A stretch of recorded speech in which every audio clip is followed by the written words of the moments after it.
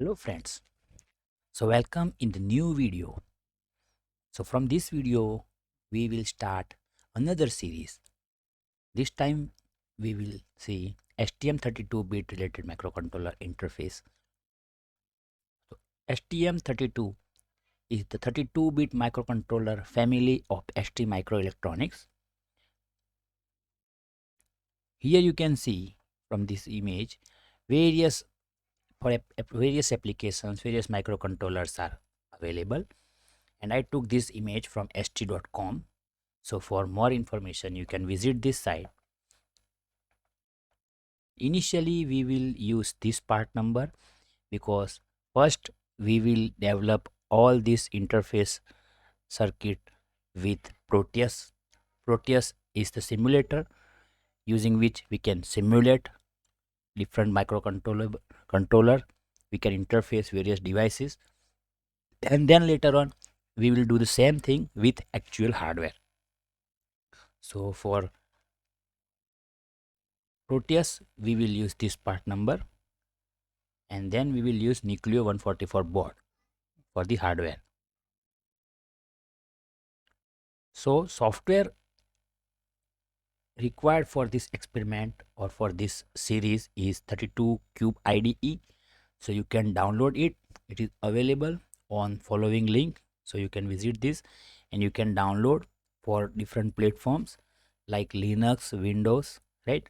So for Windows, you can use this, and here you can also download different versions.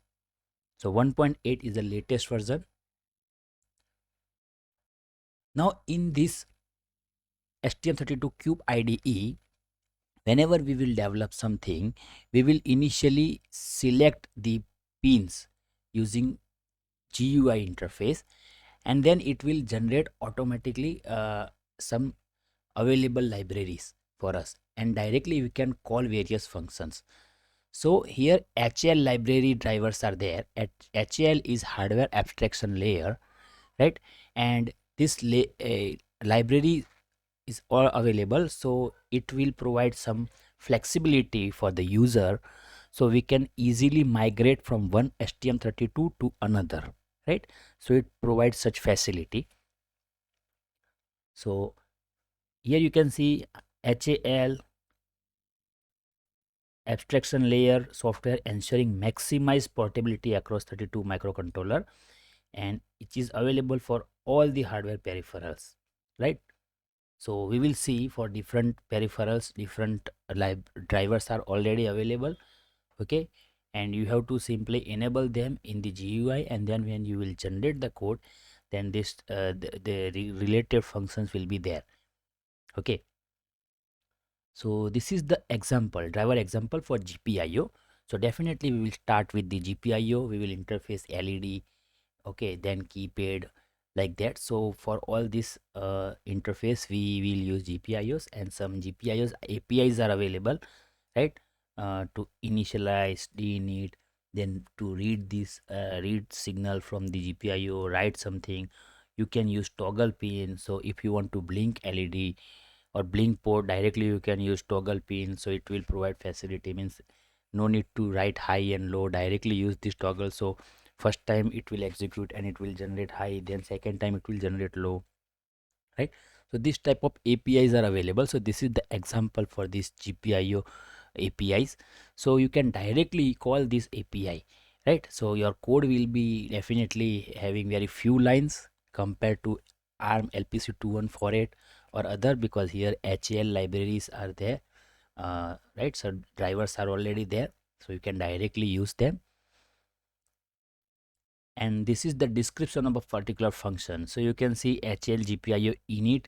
So this function will be there already declared in your drivers, so no need to declare it again. You can simply call it, and this type of initialization function will automatically called, right? Means whenever the code will generate, you can see that these functions are already there defined, right? So you have to simply write user required code only, right? So it provide all this type of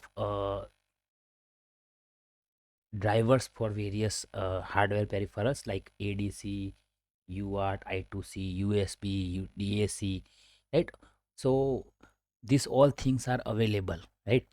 STM32 code generator initialize only required peripheral clock which turn save power.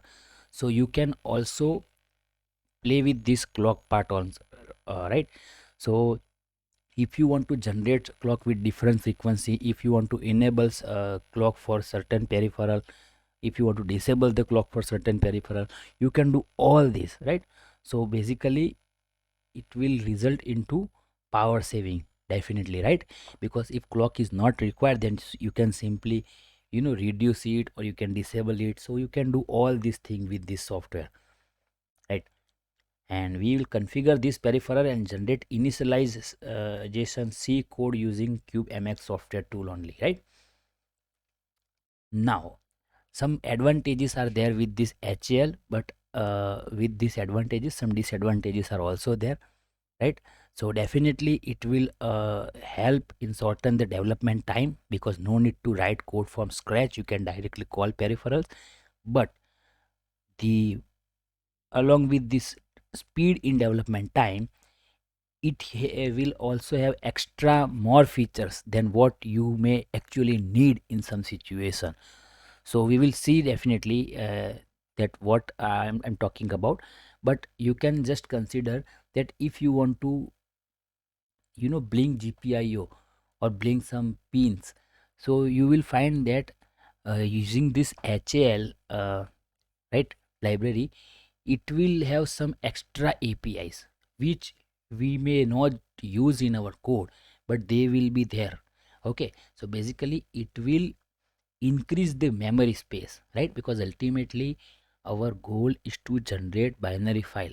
So if this type of extra APIs are there in the code, in the generated code, then whenever you will generate hexadecimal file, then those APIs will be there, right? And it will generate, it will use more memory space, as well as it will also take more time to generate this hexadecimal file, because it will be basically it will make your system slower, right? Because if you want to build one code, generate hex file, and at the same time if you want to build 10 codes and generate hex file, then definitely 10 code will take more time. So along with the advantage, disadvantage is also there, right? So this is what about the uh, STM32 Cube IDE. Later on in hardware related thing, we will use this Nucleo 144 board. So this board is available, having low cost and easy to use development kit, right? And this STM32 microcontroller is having LQFP 144 package, right? And all material I'm using in this PPT related to STM32 I took from following manual. So you can see this type of board is there. So in hardware part we will see this board, STM Nucleo 144 board, again STM32 series microcontroller is there on the board. So all these steps will be same, okay? Only I will change the part number and I will use actual hardware instead of the Proteus. However, Proteus will give result as close as the actual hardware, right? So you will see definitely in future. So this is what we will use, and this is the connection of STM32 for this Nucleo board, right? So this type of USB connectors is there, right? Then other peripherals are there. So anyway, we will see this in future whenever we will use hardware. Okay, so at that time I will discuss this in detail. And these are the feature of STM32 Nucleo 144 board. So this type of LEDs are available, push buttons are there on the board itself, right? So we can directly play with this hardware, so no need to interface this type of thing from externally, means we can use. However, some pins are there, right? This type of pins are there, so you can interface other device also externally using header pins, right? So this is also possible, and this is detailed description of the part number. So anyway, we will see this in detail whenever we will use this board for actual hardware programming, right? And this is what again about LEDs, okay? On particular pin LEDs are there, push buttons are there. So this is basically development board, right? So this type of peripherals are already there, and you can directly write program, okay? Now clock. So compared to ordinary microcontroller, STM32 has a complex clock system and corresponding controller is called RCC, reset clock controller, right? So initially in the software STM32 Cube IDE itself, you have to provide this, means what type of crystal you are using, right? So you have to specify it in the software during the code generation part only, right? And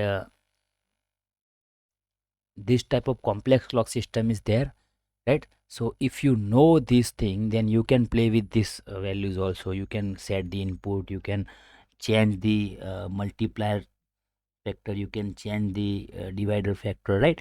And you can generate clock as per your requirement. However, in most of the experiment, we will not change anything in this whole clock system, right? So this is what the theoretical part, or you can say some basic introduction of our hardware and our software that we will going to use for this series. Now let us start with the uh, STM32 Cube IDE. So initially you have to open this software, and I have created one project. So now let us create a new project. So you have to select file, new, and STM32 project, right? And it will say take some time, and here you have to select your part number, right? So as I told you earlier that we will use following part, right?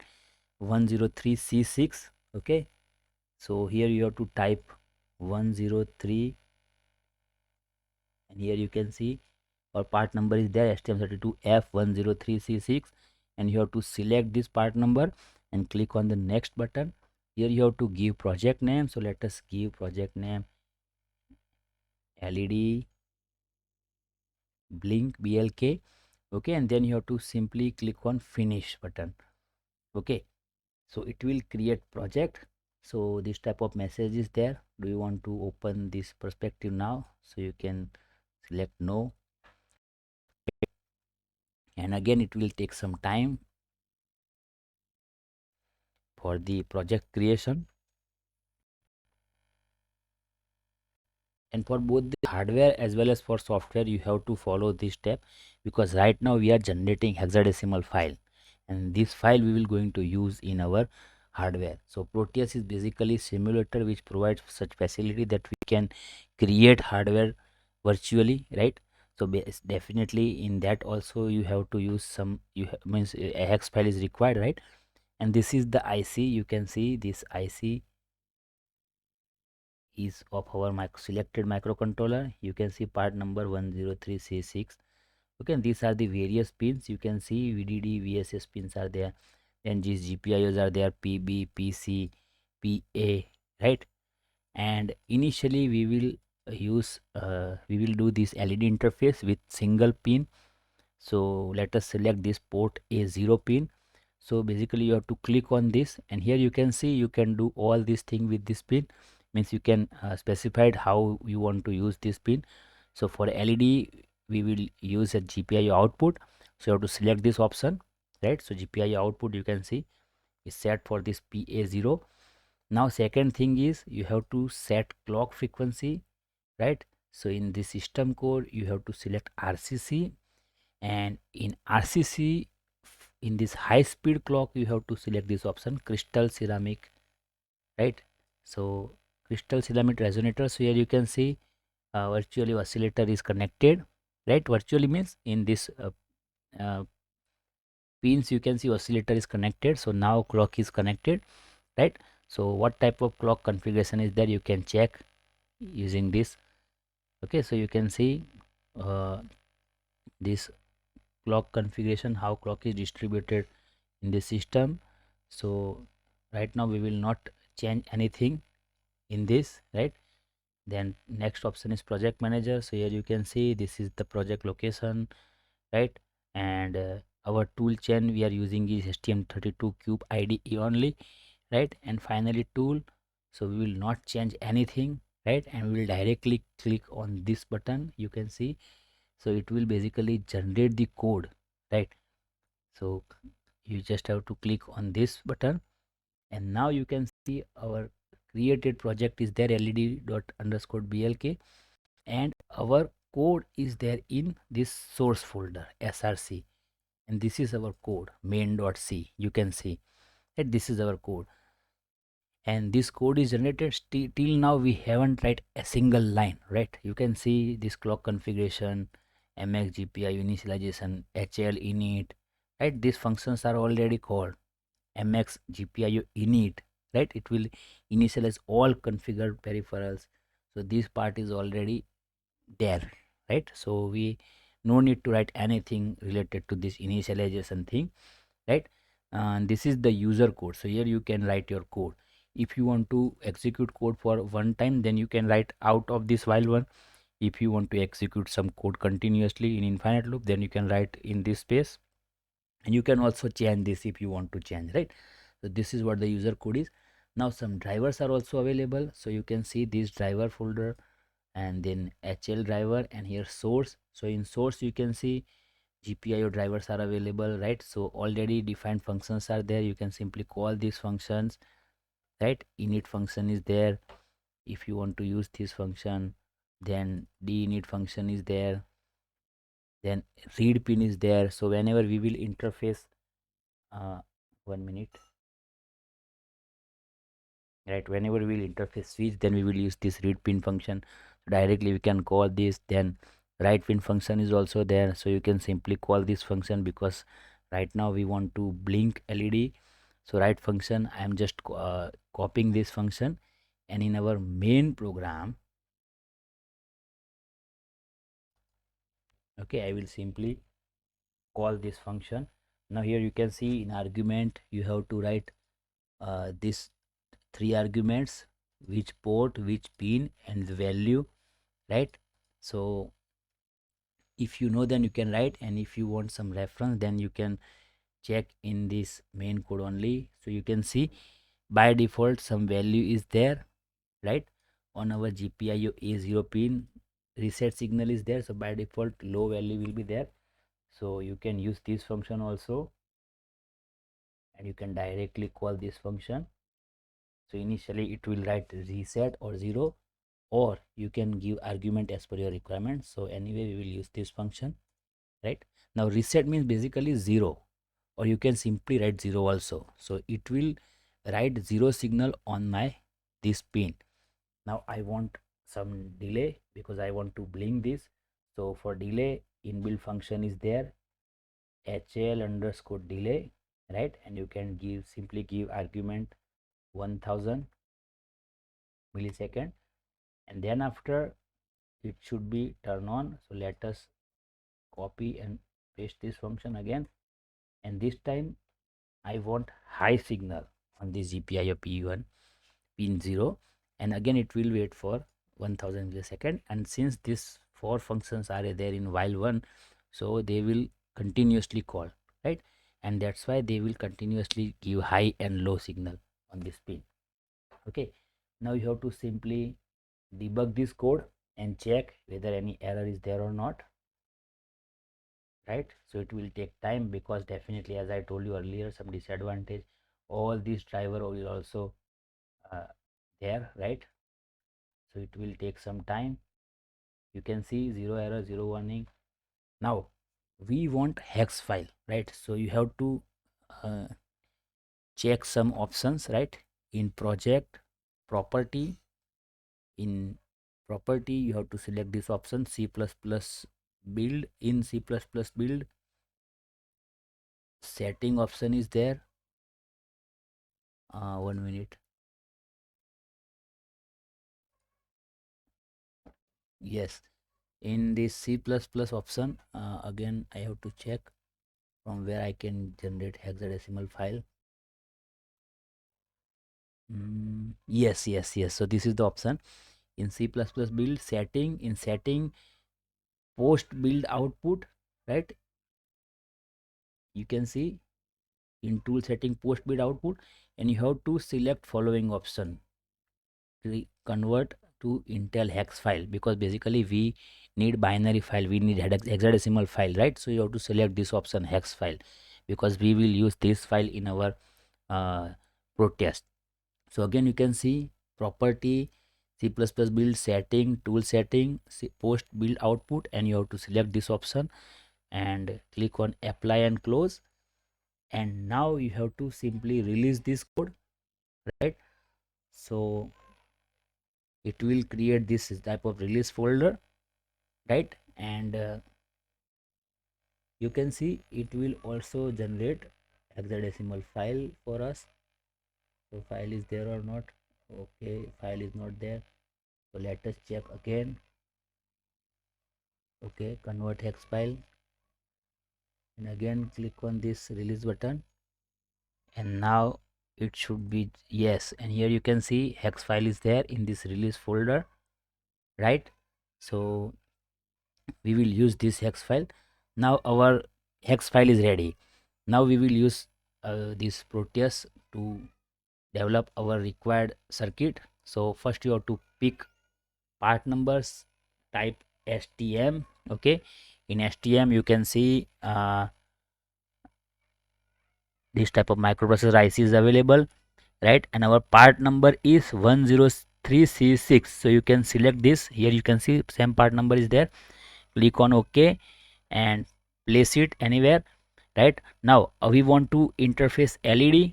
So you have to take some this type of device also, LED, right? So LED is there.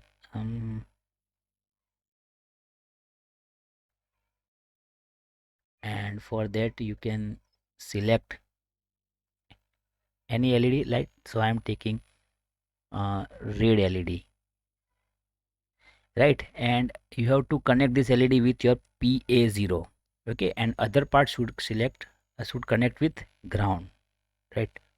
So here you can see I'm connected with the ground. So this is what the circuit is. Now you have to provide power supply, right? So for that, in this Proteus 8 you have to follow following step.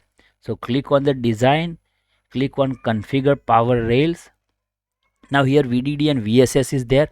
So you have to select VDD, and here in name you have to select VCC. Click on add button, and therefore VSS you have to select ground button. Click on add. So now power supply is connected. Now our required circuit is there ready. So now let us copy this release path, because ultimately we have to load our hexadecimal file in our Proteus simulator. So from this resources you can check this is what our path is, right? And now in Proteus you have to simply load our created hex file, right? And this is what the path is, right? And here you can see hex file is there. So simply click on this hex file and load it and run it, and now it should blink the LED. Oh sorry, yes, right? And here you can see LED is blinking, right?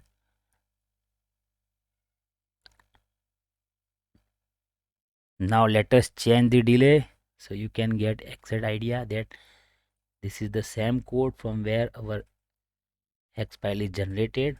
So instead of 1000, now I'm using 100 millisecond only, right? Again I'm generating hex file.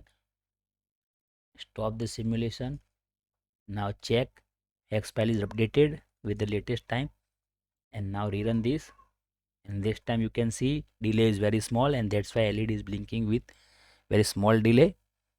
So this is how you can interface LED with STM32 series STM32 series microcontroller. So this is what for today's video. If you like my work, then please like my videos and subscribe my channel. Thank you very much.